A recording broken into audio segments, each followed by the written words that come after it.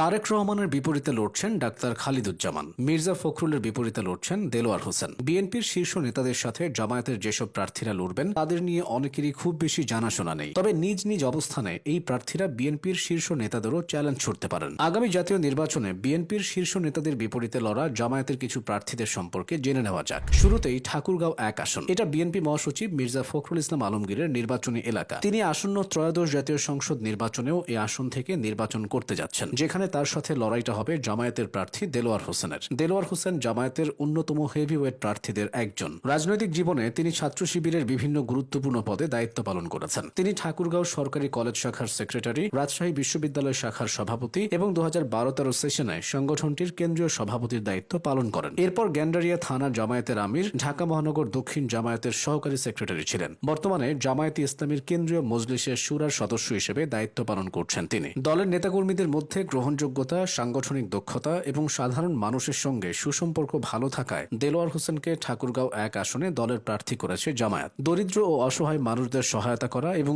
উন্নয়নমূলক কাজে আগ্রহী হওয়ায় এলাকায় তার ইতিবাচক ভাবমূর্তি রয়েছে বলে দাবি দলটির সমর্থকদের। আসা যাক ঢাকা 17-তে। এই আসন থেকে নির্বাচন করতে যাচ্ছেন বিএনপির শীর্ষ নেতা তারেক রহমান। তারেক রহমানকে সারা দেশের মানুষ চিনলেও শুধুমাত্র ঢাকা 17 আসনের হিসাবে জামায়াতের প্রার্থী ও তার প্রতিদ্বন্দ্বী ডাক্তার এস.এম. খালিদুজ্জামানের জনপ্রিয়তাও ফেলনা নয়। কেউ কেউ মনে করছে আসন্ন নির্বাচনে খালিদুজ্জামান চমক দেখাতে পারেন। ডাক্তার খালিদুজ্জামান মূলত একজন পেশাদার চিকিৎসক এবং সংগঠক। ছাত্রজীবন থেকেই তিনি ইসলামী ছাত্র শিবিরের রাজনীতির সাথে সম্পৃক্ত ছিলেন এবং বর্তমানে জামায়াতে ইসলামীর ঢাকা মহানগর উত্তরের মজলিসের শুরার সদস্য ও মেডিকেল থানা শাখার সভাপতির দায়িত্ব পালন করছেন। দীর্ঘ 2 দশকেরও বেশি সময় ধরে তিনি রাজনীতির আড়ালে থেকে সাধারণ মানুষের জন্য চিকিৎসা ও সামাজিক সেবা নিশ্চিত করে আসছেন, যা তাকে এই আসনে আজকের অবস্থানে দাঁড় করিয়েছে। কক্সবাজার 1 তথা চকরিয়া পেকুয়া আসনে বিএনপির হেভিওয়েট প্রার্থী সালাউদ্দিন আহমেদ। এই আসনে সালাউদ্দিনের বিপরীতে লড়াই করতে যাচ্ছেন জামায়াত মনোনীত প্রার্থী আব্দুল্লাহ আল ফারুক। আব্দুল্লাহ আল ফারুক জাতীয় রাজনীতিতে বড় নাম না হলেও কক্সবাজারের স্থানীয় রাজনীতিতে বেশ পরিচিত নাম। দীর্ঘদিন ধরে তিনি জামায়াতের বিভিন্ন দায়িত্ব পালন করছেন। বর্তমানে তিনি কক্সবাজার শহর জামায়াতের আমির হিসেবে দায়িত্ব পালন করছেন। এছাড়া দায়িত্বে আছেন চকরিয়া পেকুয়া ডেভেলপমেন্ট সোসাইটির চেয়ারম্যান পদে। আব্দুল্লাহ আল ফারুক দুর্নীতির বিরুদ্ধে সোচ্চার হওয়ার পাশাপাশি কৃষি উপকরণ সহজলভ্য করা, কৃষক বান্ধব নীতি প্রণয়ন এবং শ্রমিকদের ন্যায্য অধিকার নিশ্চিত করার অঙ্গীকার ব্যক্ত করেছেন। চট্টগ্রাম 11 তথা বন্দর পতেঙ্গা আসনে আসন্ন জাতীয় সংসদ নির্বাচনে বিএনপির প্রার্থী দলটির আরেক প্রভাবশালী নেতা আমির খসরু মাহমুদ চৌধুরী। এখানে তার প্রধান প্রতিপক্ষ জামায়াতে ইসলামীর মোহাম্মদ শফিউল আলম। রাজনীতিতে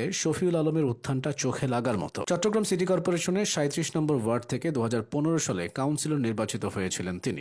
তিনি এখন জামায়াতের হয়ে জাতীয় সংসদ নির্বাচনের প্রার্থী। লক্ষ্মীপুর 3 আসনে বিএনপি থেকে 2 বার সংসদ সদস্য নির্বাচিত হয়েছিলেন দলটির অন্যতম নেতা শহীদুদ্দিন চৌধুরী অ্যানি। বর্তমানে তিনি দলের যুগ্ম মহাসচিবের দায়িত্ব পালন করছেন। আসন্ন নির্বাচনেও তিনি বিএনপি থেকে এই আসনে মনোনয়ন পেয়েছেন। একই আসনে জামায়াতে ইসলামীর মনোনয়ন পেয়েছেন দলের কেন্দ্রীয় কর্মপরিষদের সদস্য ও ঢাকা মহানগর উত্তরের সেক্রেটারি রেজাউল করিম। এই রেজাউল করিম জামায়াতের কেন্দ্রীয় ও স্থানীয় রাজনীতি উভয় ক্ষেত্রেই প্রভাবক। টেলিভিশন টকশোতে তার সক্রিয় উপস্থিতি রয়েছে। ফলে অ্যানি ও রেজাউল করিমের মধ্যে হাড্ডাহাড্ডি লড়াই হবে বলে মনে করছেন ভোটারদের কেউ কেউ। বিএনপির শীর্ষ নেতাদের বিপরীতে জামায়াতের এই প্রার্থীরা কতটা চমক দেখাতে পারে তা সময় বলে দেবে।